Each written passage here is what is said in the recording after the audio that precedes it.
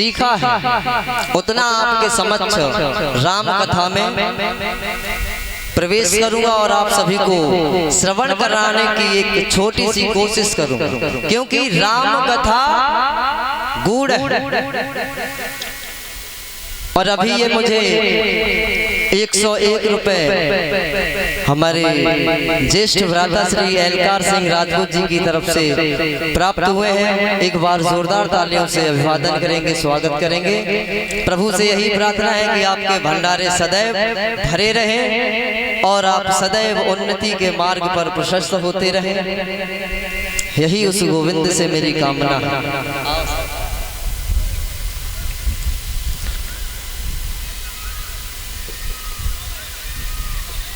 तो महाराज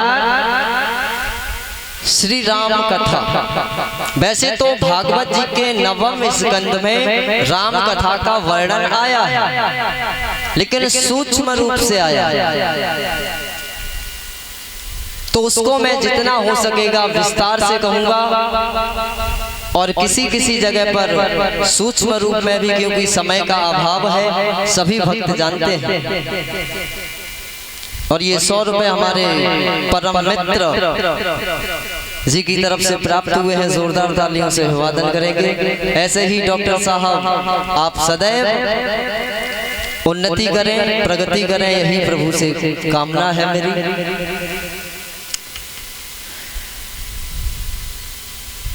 तो सभी लोग मेरे साथ मन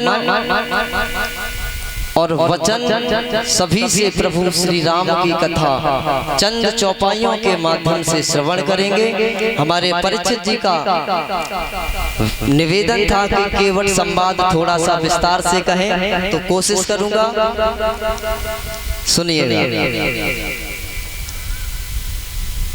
तो महाराज इस धराधाम पर प्रभु के अवतार लेने के सर्वप्रथम कोई एक कारण नहीं होता, अनेकों अनेक कारण होते। किसी एक कारण के वशीभूत होकर मेरे गोविंद इस धराधाम पर नहीं आते। जब अनन्य कारण हो जाते हैं तब मेरे गोविंद इस पृथ्वी मैया से अधर्म को मिटाने के लिए, पाप को मिटाने के लिए अपने साकार स्वरूप को प्रकट करते, निराकार से साकार में अवतीर्ण होते, प्रकट होते।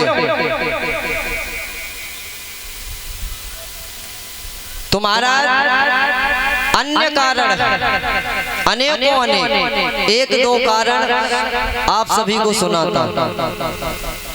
एक कारण तो परसों ही श्रवण कराया था कि बाबा भोलेनाथ सती मैया के साथ महाराज कुंभज ऋषि के यहाँ पर कथा श्रवण करने जाते हैं। वहां से वापस आते हैं तो राम जी को, लक्ष्मण जी को प्रणाम कर लेते हैं, तो मैया सती को संदेह हो जाता। चौपाई कहती है कि तजयौ देह तुरत ते ही हेतु। प्रभु का ध्यान करके मैया सती ने इस चौपाई को बोला, तो प्रभु का उनकी बात रखने के लिए इस धराधाम पर आना पड़ा। द्वितीय महाराज, जिस समय गौ ब्राह्मण और संतों पर अत्याचार होता है, पापाचार होता है, जब कोई आताताई इन भक्तों को सताता है, तो मेरे गोविंद इस धराधाम पर अवतार लेते हैं। मैंने कल भी बताया था और आज भी बताता हूं कि जड़ चेतन गुण दो समय विश्व कीन करता। महाराज आज हम फुल तैयारी, माया परेशान ना हो, तो माए ले, टेंशन मत लो। और आपके घर से जो मंगाया था उसमें कुछ पल्ले नहीं पड़ा, इधर से उधर, उधर से इधर है, वो वहीं के वहीं रखे छोड़ आए जी। हमें तो लगा कि हाँ ठीक ठाक होगा तो ले लेंगे कुछ। तो आज हम भी महाराज गांव गए थे, पता होगा, तो जिनके संरक्षण में महाराज इतने बड़े हुए और ये शिक्षा दीक्षा हुई, आज उन्हीं से इन्हीं विषयों पर चर्चा भी होके आई। जैसा उन्होंने श्रवण कराया वैसा ही आपको सुनाऊं। क्यों? इस तुच्छ दास की कोई वैल्यू नहीं हमारा। ये शरीर नाशवान है, चाहे हमारा हो चाहे आपका हो, इसकी कोई वैल्यू नहीं है। वैल्यूएशन अगर होती है तो हमारे शब्दों की होती है, वाणी की होती है, कर्मों की होती है। तो महाराज एक समय की बात थी, देवर्षि नारद जी को आप सभी लोग जानते हैं। जैसे उन्हें श्राप लगा हुआ था कि 2.5 घड़ी से ज्यादा कहीं रुक नहीं सकते वो। एक बार की बात थी कि देवर्षि नारद जी नारायण नारायण का जाप करते हुए जा रहे थे, बीड़ा बजाते हुए। तो महाराज रास्ते में एक सुंदर उपवन दिखा। नारद जी ने सोचा कि कुछ क्षण विश्राम कर लिया जाए। विश्राम करने के लिए बैठे तो ध्यान लग गया। अब जब ध्यान लग गया उस प्रभु का तो समय का पता ही नहीं चला। और जब समय का पता नहीं चला महाराज तो कामदेव डर गया, इंद्र डरा। वो कामदेव के पास पहुंचा कि हमारी मदद करिए। कामदेव ने आके अपनी सारी कलाएं लगा दी, लेकिन देवर्षि नारद जी का ध्यान भंग नहीं कर सका। और जब ध्यान भंग नहीं कर सका, नेत्र खुले तो वो डर गया, चरण पकड़ लिए। तो देवर्षि नारद जी ने कहा जाओ, हम तुमसे कुछ नहीं कहेंगे। वहां से चले और अपने पितामह ब्रह्मदेव के पास पहुंचे। कहा अरे पिता, मैंने कामदेव पर विजय प्राप्त कर ली। तो महाराज ब्रह्मदेव ने कहा कि अरे बेटा, तुमने ये बात मुझसे तो कह दी, लेकिन भूल के भी ये बात बाबा भोलेनाथ से मत कहना। उनके मन की नहीं हुई तो बोले ठीक है। वहां से चले और सीधे कैलाश पर्वत पर। जिस चीज के लिए मना किया था देवर्षि नारद जी ने बाबा से वही कहा। प्रणाम किया, आशीर्वाद दिया बाबा ने। कैसे आना हुआ? बोले कुछ नहीं प्रभु, इधर से गुजर रहे थे तो सोचा आपके दर्शन करते चले। बोले अच्छी बात है। बोले हुआ सो हुआ प्रभु, मैंने कामदेव को जीत लिया। बाबा भोलेनाथ मुस्कुराए और कहने लगे अरे बेटा नारद, तुमने ये बात मुझसे तो कही और किससे कही है? बोले अपने पिताश्री से। उन्होंने क्या कहा था? बोले कि आपको बताने से मना किया। बोले ठीक है, मना किया था तुमने बता दिया, ठीक है, हम तक सीमित है। लेकिन इस बात को मैं तुम्हें बार बार कहता हूँ कि नारायण से कभी जिक्र मत करना। अब उनकी यहाँ पर भी मन की नहीं हुई तो महाराज मन की मन में रह गई। वहां से प्रणाम भी नहीं किया, निकल पड़े। सीधे बैकुंठ लोक में पहुंचे तो मेरे प्रभु ध्यान मग्न है, लक्ष्मी मैया चरणों को चाप रही है। पहुंचे, जैसे ही प्रभु ने नारायण शब्द का उच्चारण सुना, नेत्र खोले, सत्कार किया, क्योंकि संत स्वरूप है। वार्तालाप हुआ तो उनसे भी कह बैठे कि हे नारायण, हुआ सो हुआ, आज मैंने कामदेव को जीत लिया। भगवान बोले ये तो अच्छी बात है, आप तो संत हैं। भगवान ने उनके मन की बात कर दी, उनके मुंह पे बड़ाई कर दी। कहा ये तो संत की महिमा है, संतों की ही महिमा है कि हम इस संसार का भरण पोषण पालन पोषण करते हैं। ये आपकी ही महिमा है संतों की, जिसके बल पर ब्रह्मदेव सृजन करते हैं, हम पालन करते हैं और बाबा भोलेनाथ संहार करते हैं। अब तो महाराज नारद जी फूल के कुंपा हो गए एकदम चक। बोले हाँ ये बात आपने सही कही। भगवान को प्रणाम किया, वहां से चले तो इधर भगवान ने अपने योग माया को आदेश दिया। बोले मेरे भक्त के हृदय में अहंकार रूपी बीज अंकुरित हो चुका है। यदि मैंने इसे अभी नहीं उखाड़ा तो ये एक विशालकाय वृक्ष का रूप लेगा। जब उखाड़ूंगा तो मुझे भी प्रॉब्लम होगी उखाड़ने में और इन्हें अति पीड़ा होगी।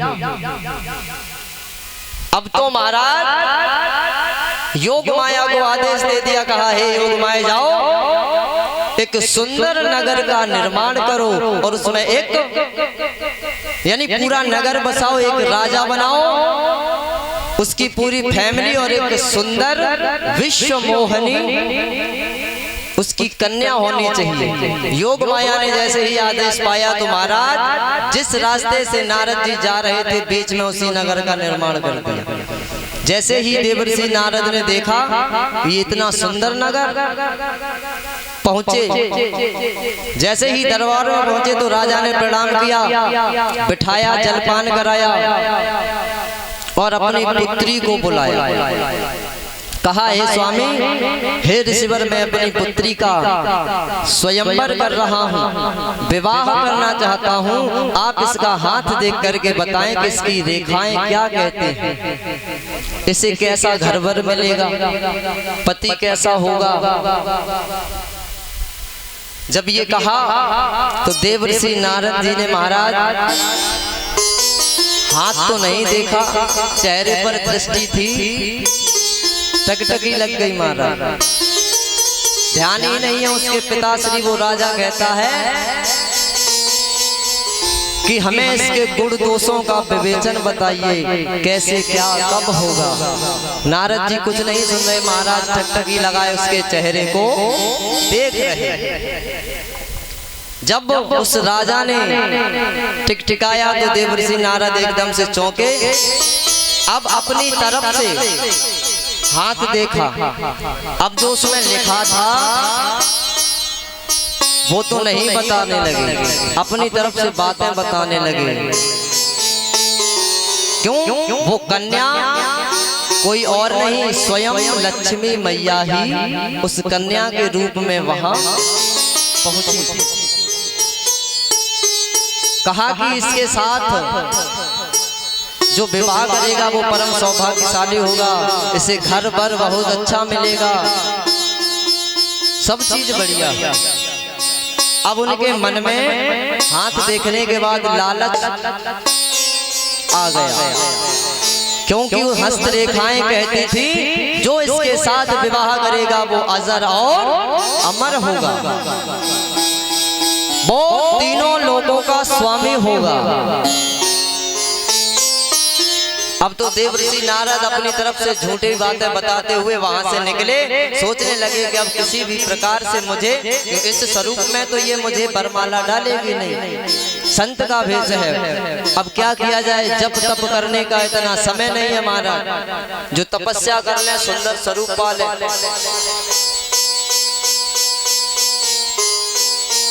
बोले अब मैं हरि के पास जाऊंगा और उनसे उन्हीं का स्वरूप मांगूंगा कि हरि सन मांगो सुंदरता, यानी भगवान विष्णु से मैं उनकी सुंदरता मांग लूंगा।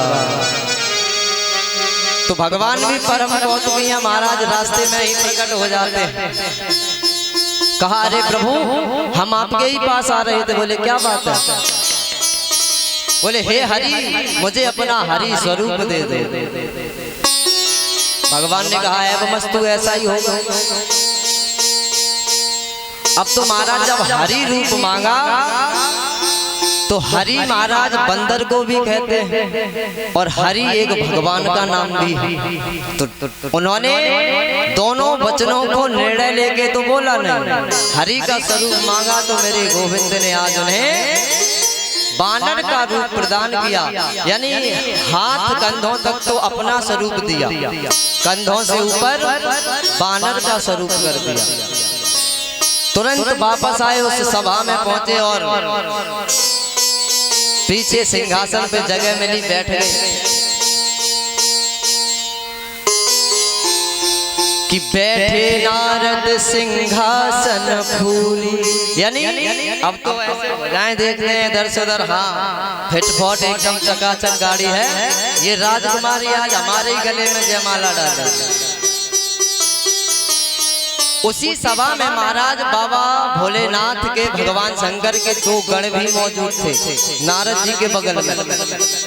अब वो बार बार जब इधर से उधर देख रहे, वो कन्या जयमाला लेके आती है, इधर से उधर जाती है, लेकिन नारद जी के पास नहीं पहुंचती। तो सोचने लगे शायद हमारा सिंहासन नीचा है तो उचकते भी, इधर उधर भी देखते हैं कि कैसे भी दृष्टि पड़ जाए, लेकिन ऐसा नहीं हुआ। जब तक क्या होता है कि भगवान स्वयं एक राजकुमार का स्वरूप बनाकर आते हैं और जयमाला वो राजकुमारी भगवान के गले में डालती है कि दुल्हन ले गए लक्ष्य निवासा। यानी उस क्षीर सागर में निवास करने वाले भगवान नारायण ले गए। अब जब नारद जी ने ये देखा और शंकर भगवान के जो गण थे वो मुस्कुराने लगे, हंसने लगे आपस में। देखो बंदर की शकल लिए बैठे हैं और चले आए इस सभा में, जयमाला पड़ गई। अब तो नारद जी ने सोचा ये किससे कह रहे हैं, इधर उधर देखा, कोई प्रॉब्लम नहीं क्योंकि कंधों तक का दिखता, ऊपर का तो महाराज नजर आता नहीं। जब उन्होंने दोबारा कहा तो नारद जी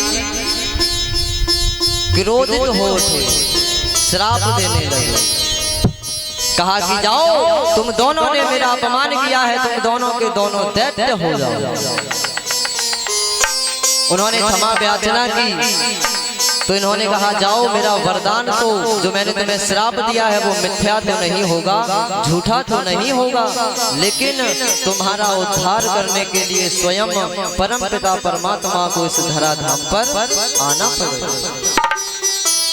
तो उन गणों ने कहा कि हे प्रभु आप मुकुर यानी शीशा देख लीजिए। तो वहां कहाँ शीशा रखा महाराज, बाहर निकले कुएं के ऊपर, उसमें झांक के देखा तो जल में चेहरा नजर आता। जैसे ही देखा तो हरि यानी बंदर का मुख। अब तो नारद जी आग बबूला हो गए, कहने लगे ये नारायण हमेशा सभी के साथ दुर्व्यवहार करते हैं। समुद्र मंथन हुआ, अमृत निकला स्वयं रख लिया, लक्ष्मी निकली स्वयं रख ली, अन्य वस्तुएं निकली स्वयं रख ली, और जब विष निकला तो शंकर जी को बोरा दिया, उन्हें चने के झाड़ पे चढ़ा के विष बाबा भोलेनाथ को पिलाते।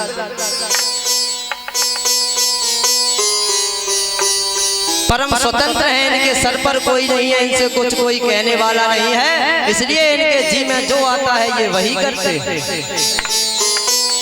अब तो महाराज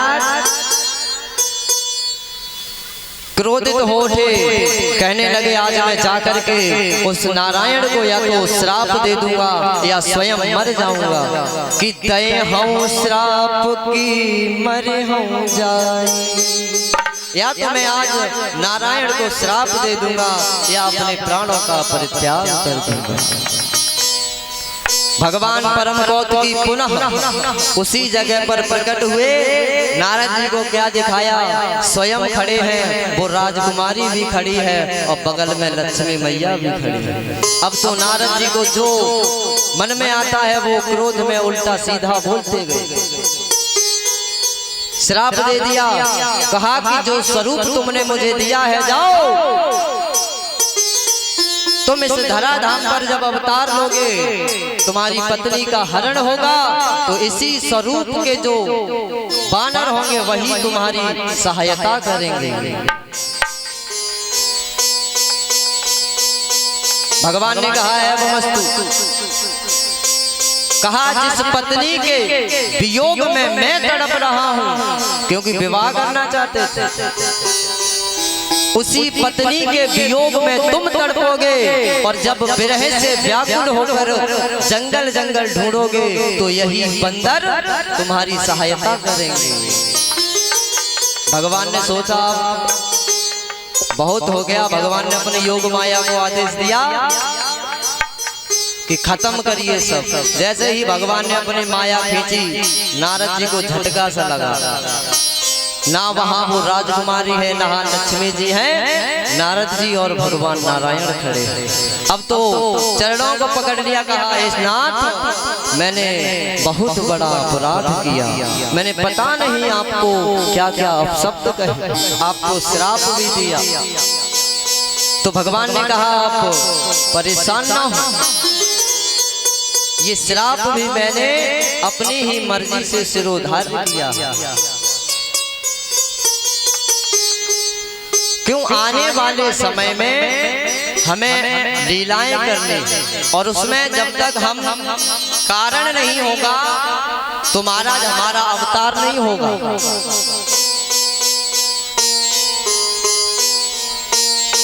तो नारद जी को पश्चाताप हुआ, श्राप दिया महाराज एक ये कारण, अनन्य कारण।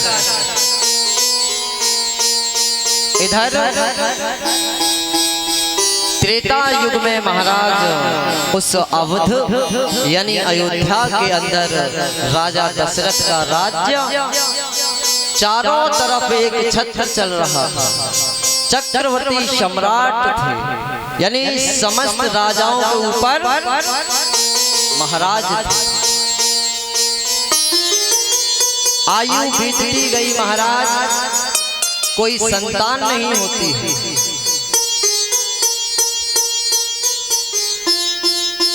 जब कोई संतान नहीं हुई तो एक बार की बात थी महाराज, क्या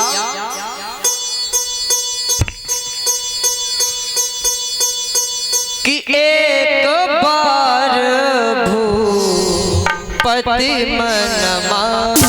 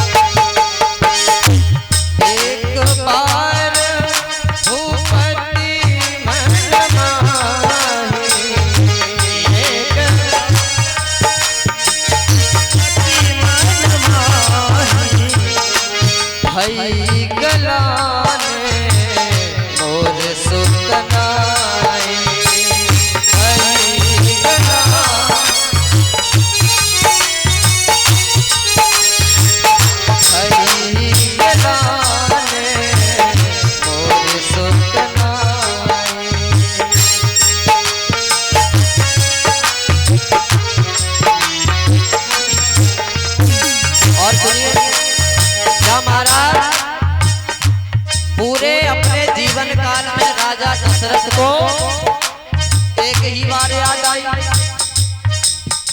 अगर कई बार आई होती तो बाबा गोस्वामी तुलसीदास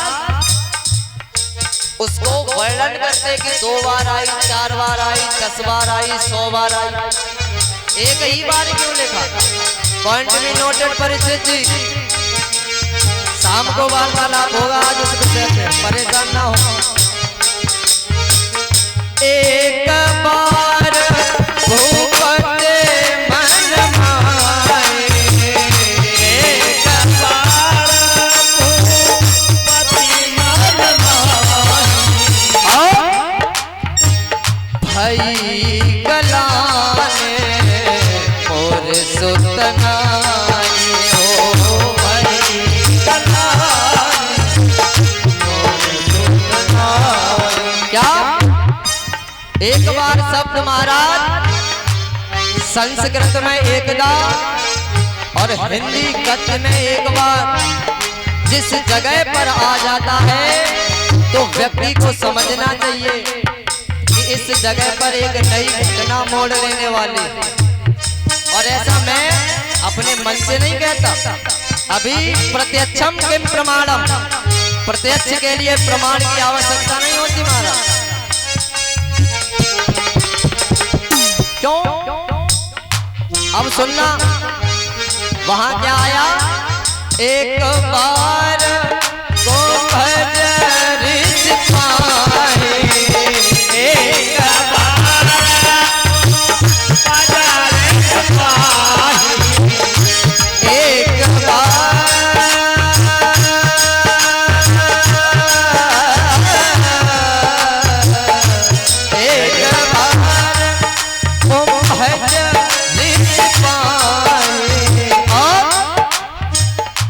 शंभु गए तुम भज ऋषि पाए हो,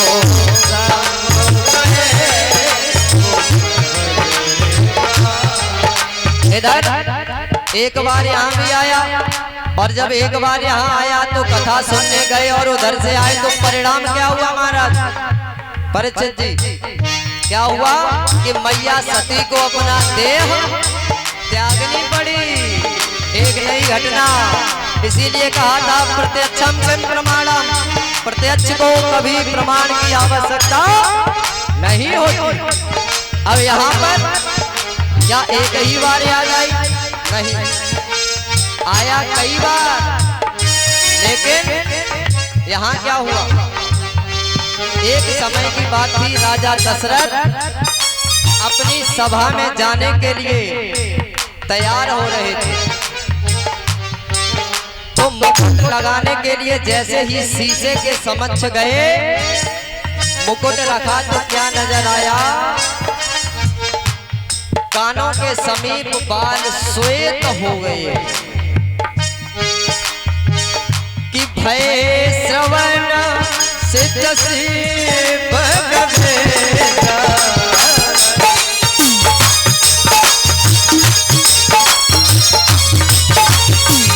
यानी भय श्रवण सिद्ध केस मही, यानी केस माने बाल, श्रवण माने कान, समीप माने पास, कान के बाल के पासों पर दृष्टि पड़ी तो श्वेत हो गए, सफेद हो गए। सोचने लगे अब मुझ पे चौथापन आ गया और अभी तक कोई संतान नहीं हुई, क्या किया जाए। दुखी हुए तो महाराज आज उन्हें अपने गुरु वशिष्ठ की याद आई। और ये उन्हीं पर लागू नहीं होता मेरे प्यारे, हमारे और आपके जीवन पर भी। जब कभी हमारे जीवन में संकट आ जाए, ऐसी परिस्थितियां हो जाए, तो हमें दो ही दरवाजों पर जाना चाहिए, एक गुरु और दूसरा उस गोविंद के दरवाजे। यदि किसी तीसरे के पास जाओगे तो जग हंसाई कराओगे। तुम्हारा जिसे मित्र समझकर तुम अपना दुखड़ा दोगे उससे, वो तुम्हारी बात को रखेगा नहीं, जाने के पश्चात हंसी उड़ाएगा। इसीलिए आज उन्हें अपने गुरु की याद आई तो गुरु के पास गए और गुरुदेव से अपने कहा कि हे गुरुदेव, मेरे कोई संतान नहीं है, क्या करूं। तो गुरुदेव ने कहा, हे राजन परेशान ना हो, सुनो। धरा हो धीर हो जाए है सुतचारी, धरा हो धीर हो सुतचारी। क्या? अरे राजन, तुम एक पुत्र की बात करते हो, धैर्य धारण करो, तुम्हारे एक नहीं चार बेटे उत्पन्न होंगे। धरा हो धीर हो जाए हैं सुतचारी, धरा हो।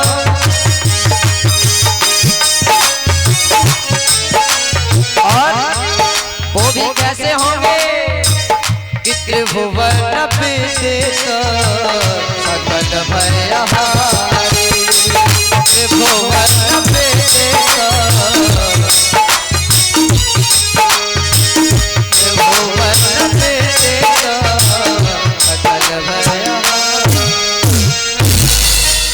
क्या बोलना पड़ेगा? राधे राधे, जोर से बोलना, राधे राधे, और जोर से।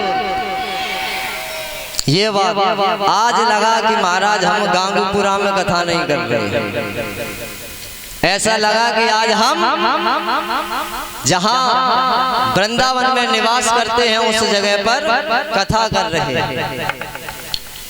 महाराज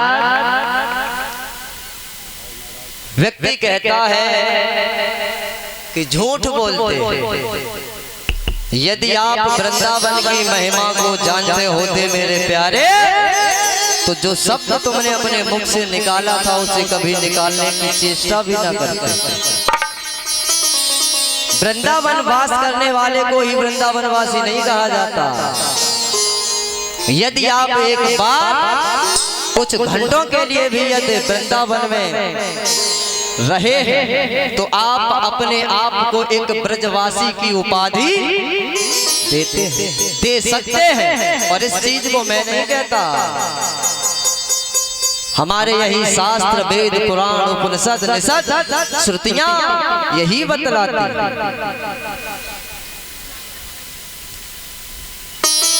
व्रजधाम, उन्होंने रविंद्र जैन जी ने एक भजन गाया था कि सारे धामों से निराला ब्रज धाम की दर्शन कर लो जी। यानी सभी धामों से निराला ब्रज धाम है। और भक्तमाल की कथा में महाराज ये प्रसंग आता है जो मैंने अभी आपको बताया। यदि आप कुछ क्षणों के लिए भी वृंदावन में रहे हैं तो आप वृंदावन वासी हैं, ध्यान रखें।